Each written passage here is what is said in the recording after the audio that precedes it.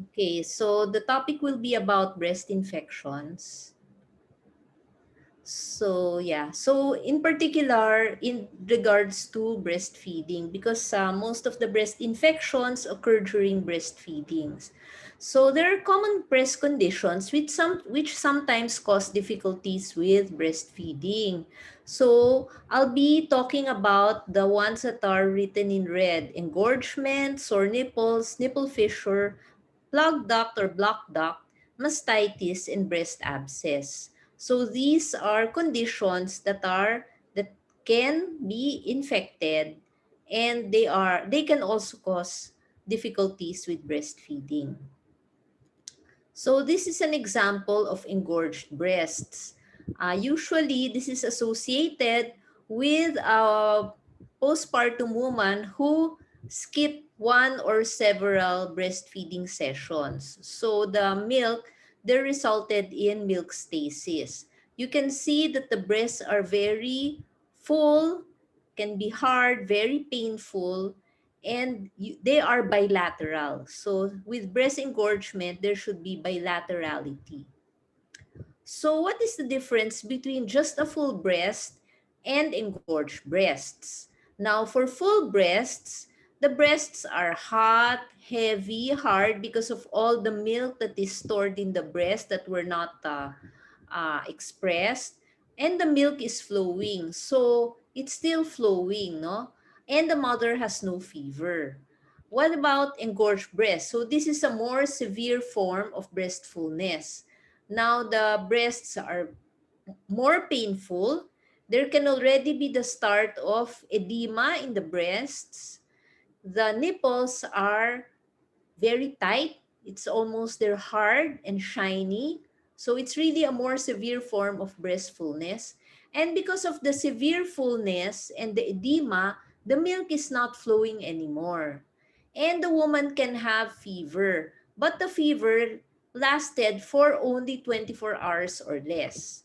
So for these two conditions, breast fullness and engorged breasts, these are not bacterial infection, no? It's just because the breasts were not, the milk was not released, no, was not expressed either by direct breastfeeding or by hand expression or pumping. Therefore, for these two conditions, no antibiotics are needed. So the treatment for breast fullness is very simple, no? Since this is not an infection, we just have to advise the woman to breastfeed frequently. So the more frequent, the better, in order to release the milk. And in a few days, the fullness will decrease as her breasts will adjust to the baby's needs. Because usually, immediately postpartum, there's still like a disjoint. Sometimes, the supply of the mother exceeds what the baby needs, no? There's too much milk, and therefore there can be excess of the milk supply, and there can be fullness or engorgement. But eventually, because of the law of supply and demand, and then the body senses that the breasts are usually very full all the time, the milk supply will self-regulate and will decrease, no? So it's important to just keep on breastfeeding. If she has pain, she can take paracetamol or ibuprofen. She can put cold compress in order also to relieve the fullness and the pain. So what about breast engorgement? So the most obvious cause of the engorged breasts is there's too much milk in the breasts. And it's usually because the woman delayed starting to breastfeed. So for example, sometimes if the baby's in the NICU, or she wasn't able to breastfeed soon after the delivery, she was separated from her baby, there was a delay, even just one feeding delay can lead to fullness and then engorgement. Another thing is if there's poor attachment, no, poor latch of the baby. So even if the baby's breastfeeding, but if the latch is not good or the baby doesn't suckle well, the breast milk is not removed effectively. If there's infrequent removal of the milk, for example, if the mother thinks that breastfeeding every 8 hours is normal, there can be also engorgement and restricting the length of breastfeeds. So it's important to advise the mothers that you let the baby finish breastfeeding on one breast before transferring to the other breast. And we do not count the number of minutes because some doctors or nurses say na breastfeed for 15 minutes and then detach and then breastfeed for another 15 minutes. So that's false.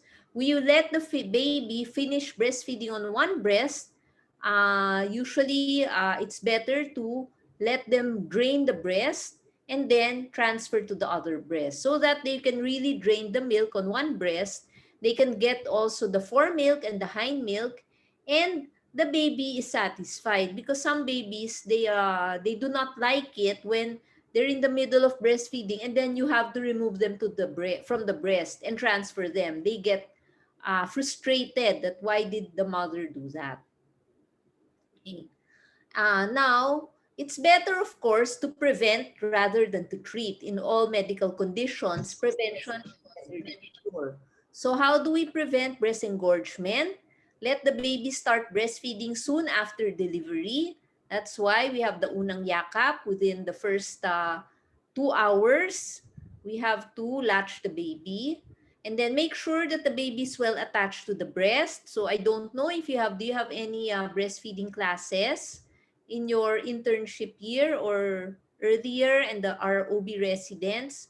Make sure that the baby is well attached to the breast. It means that there's a deep latch and the baby is not too shallowly attached to the mother's breast so that there will be good milk transfer, and encourage unrestricted breastfeeding. So we do not count the number of minutes. We do not say na dapat every 2 hours, every 3 hours. It's more of baby-led breastfeeding. But sometimes, especially in the first few days when the milk supply is not yet that much, we can advise the mother to breastfeed frequently. But if the mother's milk supply is already established, we can see that the baby is thriving, it's better to let the baby decide when he or she is ready to breastfeed. Now, once the mother is already has engorged breasts, so her breasts are very hard, full, tight, no, but there's no fever, hopefully less than 24 hours. The most important principle is do not rest the breast. So kahit na even if the breasts are painful, hot, just keep on breastfeeding. No? We advise the mothers, just keep breastfeeding. If it's too painful, you cannot tolerate breastfeeding, you have nipple cracks that are very, very painful, then you can resort to hand expression or pumping. If the nipples are edematous, she can do reverse pressure softening. So sometimes the nipples are so swollen already, full of edema, especially postpartum, especially if the woman had the cesarean section, there was a lot of IV fluids pumped into her, she can really develop edema, right? Postpartum. And even the breasts or nipples are edematous and making it hard for the baby to latch because the breasts are so edematous. So there's a technique called reverse pressure softening. It's like um, pressing on the nipple and areola to remove the edema on that area so that the baby can be able to latch. Because if the nipples are very edematous and hard, the baby also finds it difficult to breastfeed. I'll show that in a while. Now, if the baby is able to breastfeed directly, it's better to feed frequently and help with the positioning. Maybe there's a poor position, poor attachment leading also to engorgement. But if for some reason the baby is not able to breastfeed, then we advise the mother to frequently express the milk by hand or with a pump. Now, before a feed, to stimulate the oxytocin reflex, because the mother is also helped if during the breastfeed she's able to have a letdown or the milk ejection reflex, no, or the oxytocin reflex. Because if the mother has the milk ejection reflex during breastfeeding or pumping, it's very easy, no, it's faster for the milk to flow out. So how do we stimulate this? Put warm compress on the breasts, have a warm shower, massage the neck and the back, do light massage of the breast, stimulate the nipple skin like kinikilitin yung skin of the nipple, and help the mother to relax. So usually, the oxytocin reflex, the flow of the milk is faster and easier if the woman is relaxed and free of pain. So, yon. So, parelax mo lang sila. She can watch a nice K-drama that she likes, or somebody can massage her. That's why lactation massage is so popular, even though it's very expensive. Basta relax. And if she's in pain, give her pain reliever. And after a breastfeed, if there's pain or edema, she can put cold compress on her breasts. So this is what I mean by reverse pressure softening. If the nipples or areola are very tight and edematous, she can compress from the center of the nipple going outward towards the edge of the areola. Parang pinipress niyang ganon, like the petals of a flower, in order to remove the edema around the nipple and areola, so it will become softer and the baby will be able to latch. Now, there's also a condition called mastitis. So what is the difference between breast engorgement and mastitis, no? So for breast engorgement, usually the woman doesn't have any fever, or if she has a fever, it's only less than 24 hours in duration. Unlike mastitis, the fever has been there for more than 24 hours already. So a fever greater than 1 day, you can already suspect possible mastitis. Or if the mother feels ill, some people, they don't have a fever but they feel sick, no? Parang ang sama-sama ng pakiramdam nila, more than 24 hours na, feeling nila yung trangkasuhin, body aches, joint pain, body aches, feeling flu-like symptoms. It can also be a symptom of mastitis. Usually, engorgement affects the entire breast, no? The whole breast is engorged. Unlike mastitis, it only affects part of the breast where there's an infection. And engorgement is bilateral. Both breasts are involved.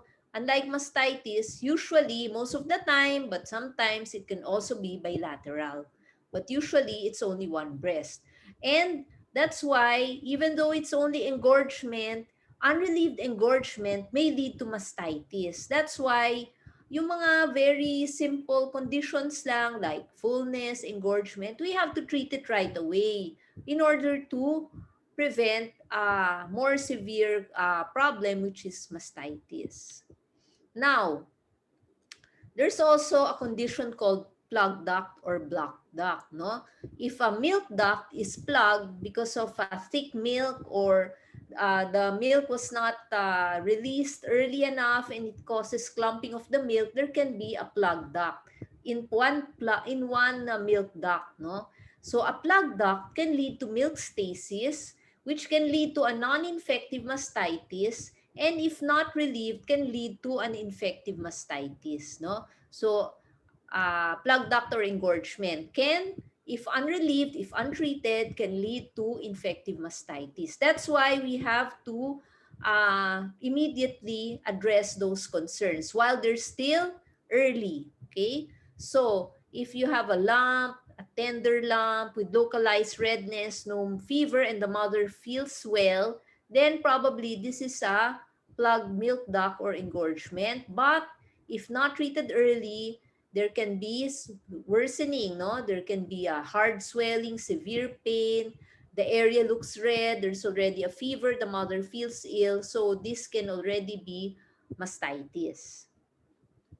So usually the cause of plug duct and mastitis, if there's poor drainage of the breast due to infrequent breastfeeding, ineffective suckling, pressure from clothes. So sometimes if the bra is not well fitting, if the breastfeeding woman uses a very tight fitting bra, especially those bras with the underwire, there can be it can restrict the milk flow and lead to also to plug ducts. Or if she's using too much pressure from the fingers during a feed. For example, she uses the scissors hold and it's very tight, no? Parang it restricts, it hampers the flow of milk. It can lead to plug duct.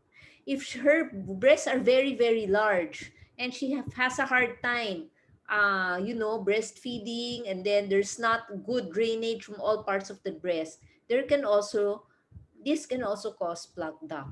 And then if the woman is stressed and overworked, she's very stressed, her immune system can go down, she lacks sleep, and then she reduces the frequency and length of the breastfeeding.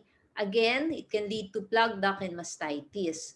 And then also, if there's a nipple crack because of, the baby bit on the mother's nipple, or there's poor attachment, or the pump is very very strong, no, masyadong malakas ang pressure, it can lead to cracks in the nipple, and then bacteria from the baby's mouth can enter the nipple, or if the pump is not very clean, it can enter the nipple, and this can lead to infection, mastitis. So what's this? Anyone? Can you see the white spot on one area of the nipple? Can anyone venture a guess? Meron akong prize. Gift certificate from Biosera. What's that white area on the nipple? Anybody?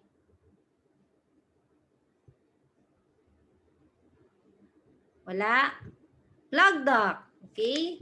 So that's a plug duct. Okay, may white siya. Para siyang whitehead. Yun. And it's tender, but it's very localized. It's a very small part. Mukha siyang whitehead. Yan. Ay. Bakit ayaw? Ayan. What's this? Actual patient. She was pumping, and then yung pump niya is very, very strong. Masyadong malakas ang pressure, leading to a crack in the nipple. And later, she noticed that there was blood and pus coming out of the nipple. So what's this? Anybody? May gift certificate. Saan ang chat? Meron kayong sagot?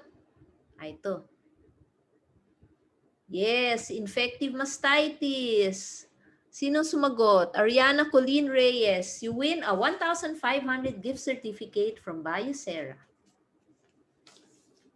Ariana Reyes. Parang ikaw na rin yata yung nanalo dati. Tama ba?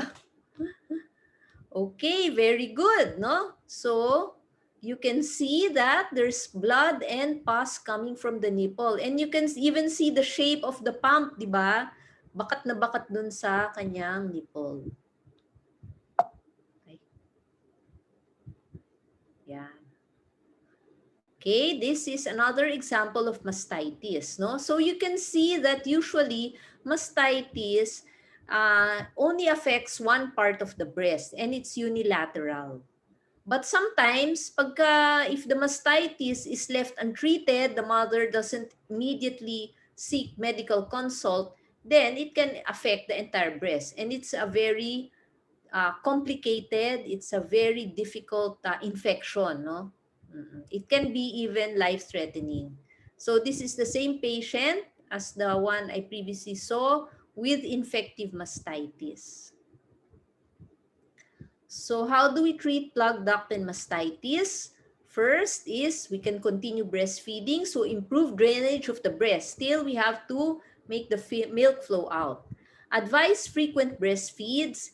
Do gentle massage towards the nipple. Suggest varying a position, because sometimes if the woman is breastfeeding only in one position, yung classic na cradle hold, only this part of the breast is emptied, because where the chin points, that's where the milk really goes out. So if the woman is always using a cradle hold, usually nade-drain lang ng baby yung milk from the inner part of the breast, no? Because that's where the chin is, and the chin is really the one working hard to remove the milk. So you can suggest also doing the football hold, or the baby on top of the mother, the baby's chin on the top part of the breast, so that all the parts of the breast are drained. If the woman has already severe symptoms, or she has a fissure in the nipple, or she has no improvement within 24 hours, so this means that this is most likely an infective mastitis, then we have to start antibiotic therapy. And it's important to let her rest. So if she's working outside the home, she's stressed, she has to really stop working and rest. And it's very important yung hand washing and sterilize the pumps thoroughly once a day. Because usually the bacteria comes from the hands, no, of the mother, or sometimes because of the dirty pumps.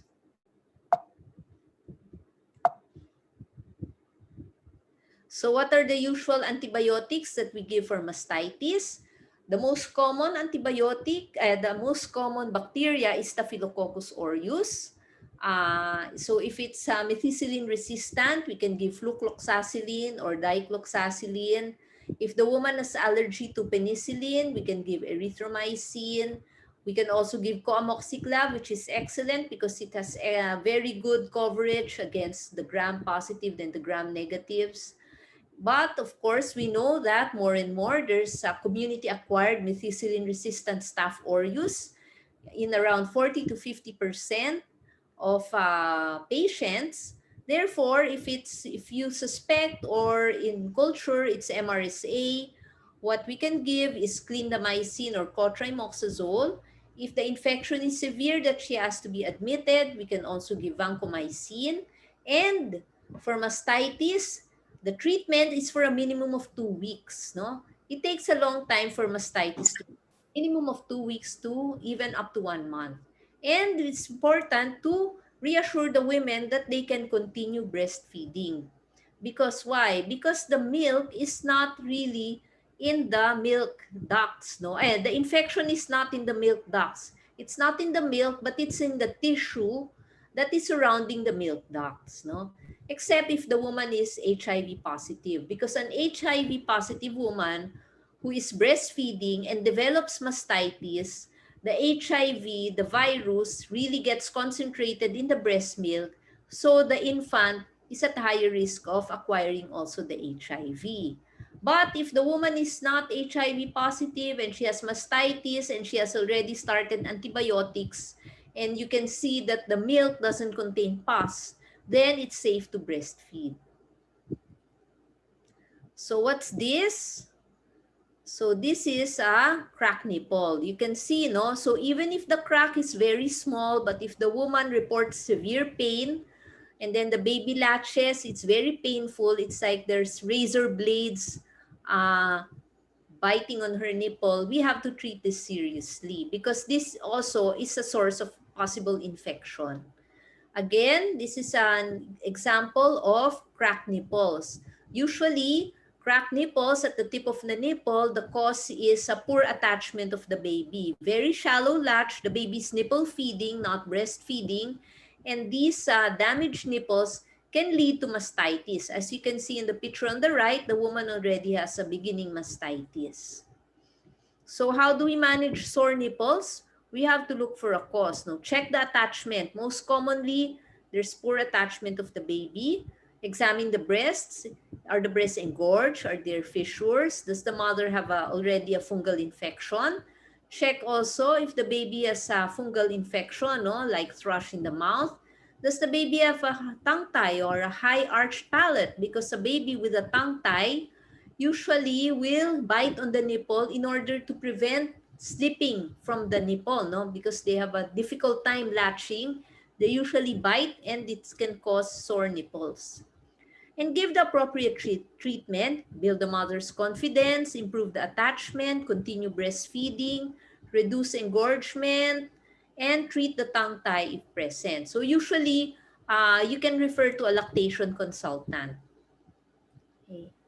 If the woman has a candida infection or if in her nipples, so usually you can see that the nipple or the breasts are red, shiny, and flaky. There's itchiness in the nipples, or there's deep burning pain deep in the breast, or if soreness persists. So despite all your measures to improve attachment, there's still continuous soreness, you can also possibly suspect a breast fungal infection. No? It's optional to give a nipple shield or a nipple protector. So nipple shields are tricky. No? It's better to refer them to a lactation consultant in case they need a nipple shield because it poses an additional barrier to the attachment between the baby's mouth and the mother. it can be quite difficult to use. And sometimes the nipple shield, it's harder for the milk to transfer from the breast to the baby's mouth. So nipple shields are a temporary measures when the nipples are really very painful, no? And it's better to refer to a lactation consultant. Advise the mother also, if the woman has damaged nipples, wound in the nipples, to wash her breast with soap and water, but only once a day. Because if you also wash the breast more than once a day with soap and water, it will also induce more cracking, more drying of the nipples. Air dry after washing the breasts, or pat it dry with clean tissue. Avoid putting on a bra if the breasts are wet, because this will also induce more fungal infection. And avoid medicated lotions and ointments unless it was prescribed by a lactation consultant or a doctor. So this is a very badly damaged nipple. You can see that there's really full of cracks, and there's already bleeding and sometimes pus coming out of the nipple. Now, what is this? This on the lower part of the breast, this is already the more severe form, which is a breast abscess. You can see that there's a fluctuant mass in the inferior part of the breast. No? So when do you suspect a breast abscess? If the woman is being treated for mastitis and she's still febrile after 72 hours, 48 to 72 hours of antibiotics, or when you already palpate a mass that is not does not disappear even after breastfeeding. So the best diagnostic test is the ultrasound, the breast ultrasound. For treatment, if it's the abscess is very big, then it's recommended to do an IND along the Langer skin lines, no? So incision and drainage, because this is the fastest way to relieve the abscess. But now we are also leaning more towards ultrasound guided needle aspiration, especially if the abscess is only unilocular. So there's some studies that show that under local anesthesia, the success rate of ultrasound-guided aspiration is very high, 80 to 90%. And of course, there's quicker healing compared to an incision and drainage. And usually, the mother doesn't have to be under sedation, under general anesthesia in the operating room. So the healing is faster. And of course, aside from IND or needle aspiration, antibiotics are very, very important. So usually, it depends. If the abscess is small, oral antibiotics will suffice. But if the abscess is big, of course, IV antibiotics are necessary. Now, can you still breastfeed on the affected breast if there's a breast abscess? It also depends. If the abscess did not enter a milk duct, no, it's really well encapsulated and there's no infection in the breast milk, then she can still feed from the affected breast. Because remember that abscesses usually are well encapsulated and are not contiguous with the milk duct. But if the abscess is already, has broken into the milk duct and there's pus coming out from the milk, it's better to pump and dump from that breast until the infection is cleared. Okay. So what's this? You can see that the mother has intense breast areolar itchiness, and she noticed a white spot in her nipple. So what is this? So this is a fungal infection of the nipple. Classic sign, you can see that there's a white spot in the nipple or in the breast. The areola is shiny and there's itchiness or deep breast pain. This is another example of fungal infection of the nipple areola complex, no? The nipple appears shiny and then there's usually itchiness or deep breast pain, no? Okay. So usually the symptoms of fungal infection are nipple itchiness, breast pain during feeding, but most especially around 30 minutes after a breastfeeding. There can be very deep burning breast pain, deep breast pain that sometimes can even radiate to the back. That's how painful it is, no? And the signs are the nipples are red, shiny, or flaky, and sometimes there can be a white spot in the nipple. But it can be quite difficult to diagnose fungal infection. Sometimes the women don't have any appearance. No, when you look at the nipple, it looks normal, but she really feels this deep burning breast pain after a breastfeeding, and she usually doesn't have a fever. So you can probably suspect a fungal infection. So it's better to refer to a lactation consultant because sometimes fungal infection of the breast can be quite difficult to diagnose. So can we do KOH smear? Yes, you can do KOH smear of the nipple, the areola, or even of the breast milk, but it doesn't always yield positive results. Okay. So how do we treat fungal infection of the breast? If the infection is superficial, it's only in the skin, we can apply gentian violet paint to the baby's mouth and also to the mother's nipples. But we have to advise the woman that the gentian violet really stains, no, and it can be quite distressing for them to see that the mouth of the baby is colored violet. Or it's better to put nystatin cream or nystatin cream on the nipples, no? If it's only a mild skin infection, or even canesten cream to the nipples. And then, if the woman has a fungal infection, usually the baby also has a fungal infection. So we also treat the baby, no? We put nystatin drops to the child's mouth 4 times a day after breastfeeds for 7 days, or for as long as the mother is being treated.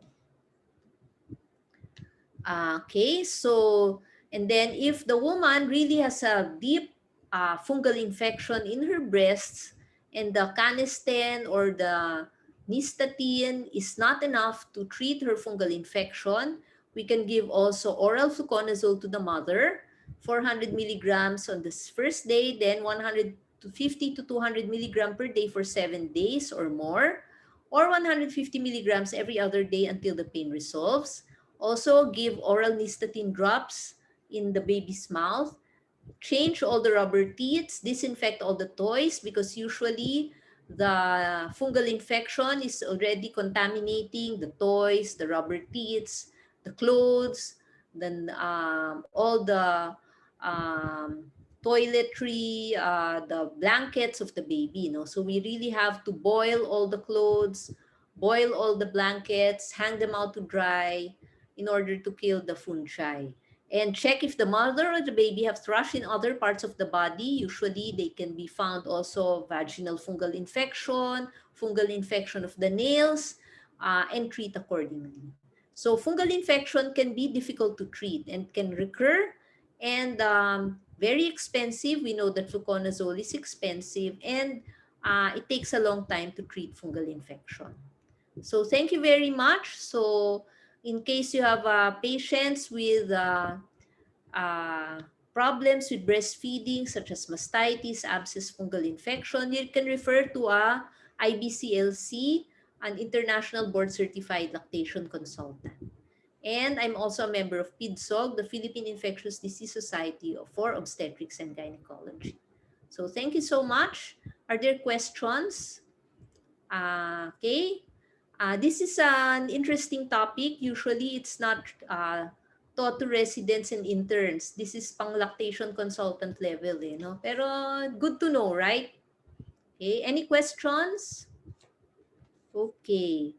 I think so. Our sponsor for today is Biosera. Biosera is a very big company, and they distribute vaccines from the Serum Institute of India, which is also world famous because they're the biggest vaccine manufacturer in the world. And they are also one of the leading manufacturers of the COVID vaccine worldwide. Hopefully, they will distribute to our country soon. Is there someone from Biosera inside the Zoom meeting? Nandito na ba si Sir Ruel? Tingnan ko nga. Somebody from Biosera, is Ruel inside our meeting room? Ruel of Biosera, because they should have a product presentation. Meron ba? Sir Ruel? Wala po, Doc, sa mga nasa-search po, Doc. Wala rin pong pending on the waiting room. No one? Puro tayong mga residents and interns?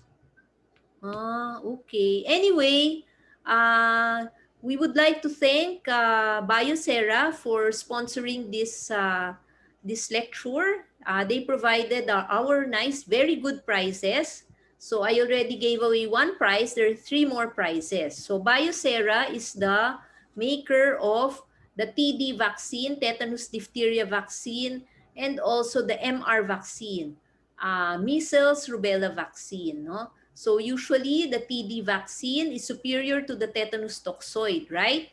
Because it contains tetanus and diphtheria, and we give it 2 times during pregnancy, di ba? As soon as possible, in once the first prenatal checkup, and then the second one after 4 weeks, and the third dose is the Tdap, right? Because we also have to give pertussis-containing vaccine during pregnancy at around 32 weeks age of gestation in order to protect the mother and the baby from tetanus, diphtheria, and pertussis. Okay? So this is now what is the new development for vaccination in pregnant women, because we target not only the mother but also the fetus, so that when the baby is born, the baby already has antibodies against a lot of infectious diseases, especially in the first 6 weeks of the baby's life.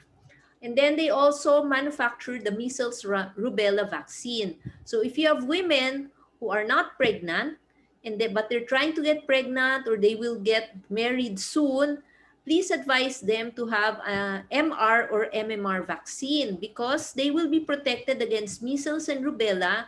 And we know that rubella and even measles can lead to miscarriage, congenital anomalies, has teratogenic effects on the fetus. And measles is still, we still have a lot of outbreaks of measles every year. So we encourage women, or even, reproductive age women, to have a booster of the measles rubella vaccine. So kayong mga single dyan na mga interns and residents, magpa-booster na kayo ng measles rubella. Kasi anytime you get pregnant, at least you are protected. Okay? Because there's still a lot of congenital anomalies in miscarriages when a pregnant woman inadvertently becomes pregnant and she gets infected with measles and rubella. Okay? Promise ha, mura lang yun. Okay. Are there any questions? We now go to our quiz. Ready na kayo? We have 3 prizes. 3 gift certificates, care of Biosera, 1,500 each, na SM gift certificate. Oh, they're so nice. Okay? So this is, you can either answer verbally or write it in the chat box. First question, Mrs. A. She has fever and chills 12 hours ago. Her breasts are tender, heavy, and her breasts are tender and heavy. The mother did not breastfeed for the past 18 hours because she went to the province. So what is your diagnosis?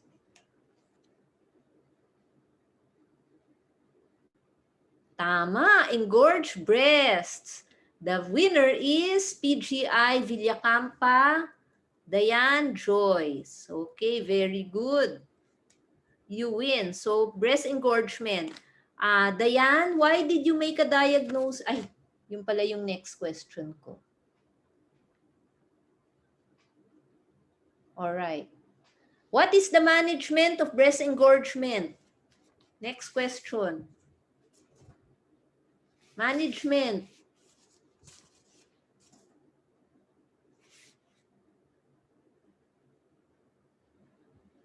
Okay, tama. Jean Cherise Pineda, you win. Okay, increased frequency of breastfeeding. Tama. Pero tama rin yung iba, no? Si Bernardine Urbano, do not rest the breast. Breastfeed frequently, Jenny Lynn Yambao, advise more frequent. All correct, very good. Pero nauna kasi sino ba na nauna? Jean Cherise Pineda, you win gift certificate. Okay. Alright. Ilan na ba to? So, tatlo na. 1, 2, 3. Oh, last question. Okay. This is a breastfeeding mother. And then, she has burning deep breast pain radiating to the back. The breast appears normal except for a red nipple. So what will be your management?